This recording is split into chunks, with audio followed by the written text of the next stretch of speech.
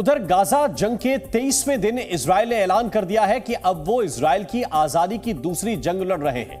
Hamas के अंत से पहले इस जंग को किसी भी हाल में नहीं रोका जाएगा। गाजा पट्टी पर अब इजरायल के टैंक दौड़ रहे हैं और आसमान काले धुएं से पटा पड़ा है। दूसरी ओर हमास के आतंकियों को चुन चुन कर निशाना बनाया जा रहा है ताकि एक भी आतंकी जिंदा न बच सके।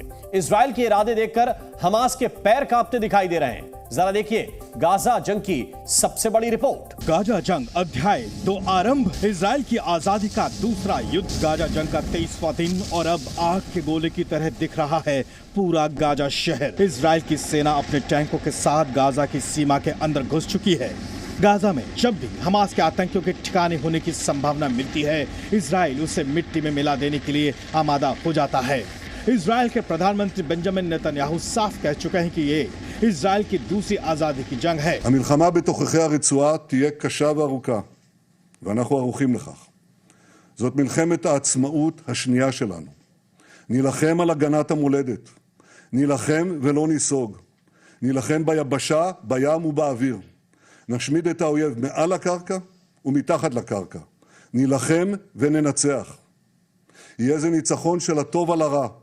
של האור על החושך। इस बीच इजरायल की सेना ने हमास के 55 आतंकियों को मार गिराने का भी दावा किया है, जबकि इजरायली सैनिक जहां जहां फतेह करते जा रहे हैं वहां अपना झंडा बुलंद कर रहे हैं, क्योंकि खुद इजरायल की सेना ने ग्राउंड ऑपरेशन शुरू करने का ऐलान किया था।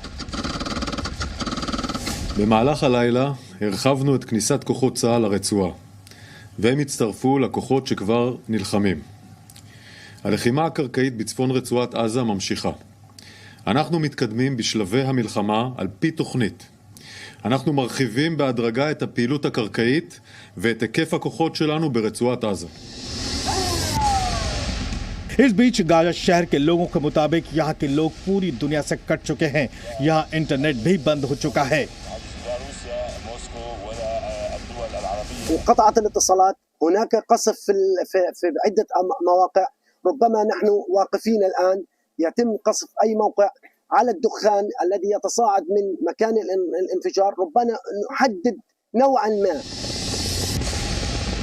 गाजा में युद्ध तेज होने के साथ साथ इजरायल के आसमान पर हेलीकॉप्टर मंडराते दिख रहे हैं, जबकि इजरायल के प्रधानमंत्री बेंजामिन नेतन्याहू लगातार हालात पर नजर बनाए हुए हैं।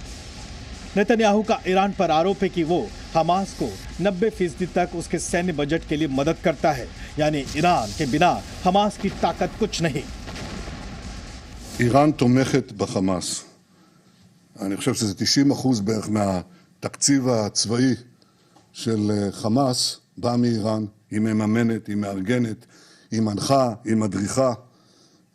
אני לא יכול להגיד לך בהכרח שבפעולה הספציפית הזאת, ברגע הספציפית הזה... इस बीच बंदूकों की रिहाई के लिए भी इजरायल जमीनी कार्रवाई को अंजाम दे रहा है, जबकि लेबनान की ओर से हिजबुल्लाह के आतंकियों को इजरायल की सेना बख्शने के मूड में बिल्कुल नहीं दिखती।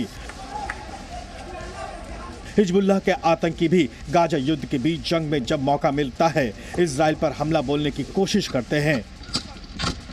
इजरायल की सेना जब भी अपने एक्शन को अंजाम देती है सीधे उसकी तस्वीरें दुनिया के सामने रखती है। आईडीएफ के मुताबिक गाजा पट्टी पर 450 हमास के ठिकानों पर हमले बोले गए हैं। इजरायल की सेना हमास के आतंकियों की सुरंगों को लगातार निशाना बनाने का प्रयास कर रही है। सवाल ये भी है कि इस भीषण जंग को रोकने के प्रयास कितने सफल होंगे। ब्यूरो रिपोर्ट, जी मीडिया। जी न्यूज़।